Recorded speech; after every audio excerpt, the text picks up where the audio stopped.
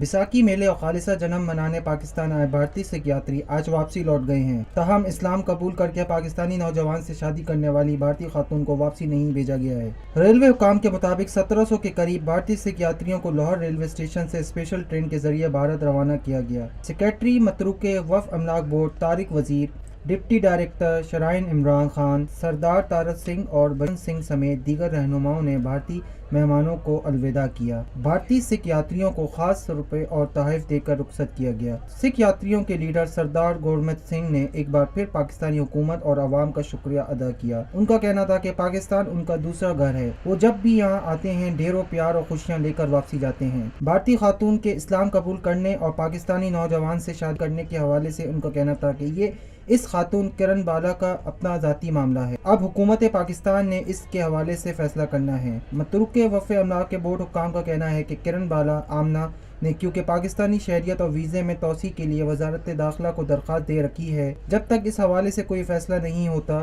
اس خاتون کو یہاں رہنے کی اجازت دی جائے گی۔ انہوں نے توقع ظاہر کی ہے کہ بھارتی بھی پاکستانی زائرین کو ویزے جاری کریں۔ اس موقع پر ایک بزرگ سکھ یاتری کا کہنا تھا، بالکل ਵਧੀਆ ਰਿਹਾ ਜੀ, ਬਿਲਕੁਲ ਸ਼ਾਂਤੀ ਨਾਲ ਰਹੇ ਆ, ਪਿਆਰ ਭਾਵਨਾ ਰਹੇ ਆ, ਪਿਆਰ ਮਿਲਿਆ।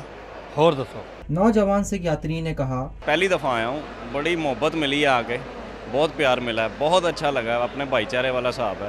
خاتون سکھ یاتری نے کہا، ਵਾਹਿਗੁਰੂ ਜੀ ਦਾ ਖਾਲਸਾ ਵਾਹਿਗੁਰੂ ਜੀ ਦੀ ਫਤਿਹ। ਜਿਹੜਾ ਅਸੀਂ ਇਹ ਟੂਰ ਲਗਾਉਣ ਵਾਸਤੇ ਆਏ ਸੀ ਸਾਨੂੰ ਬੜਾ ਅੱਛਾ ਲਿਆ, ਬੜਾ ਮਨ ਲੱਗਿਆ। ਜਾਣ ਦਾ ਮਨ ਨਹੀਂ ਕਰਦਾ ਮਗਰ ਜਾਣਾ ਤੇ ਹੈ ਹੀ ਹੈ, ਮਗਰ ਸਾਨੂੰ ਬੜਾ ਅੱਛਾ ਲੱਗਿਆ, ਬੜਾ ਮਜ਼ਾ ਆਇਆ।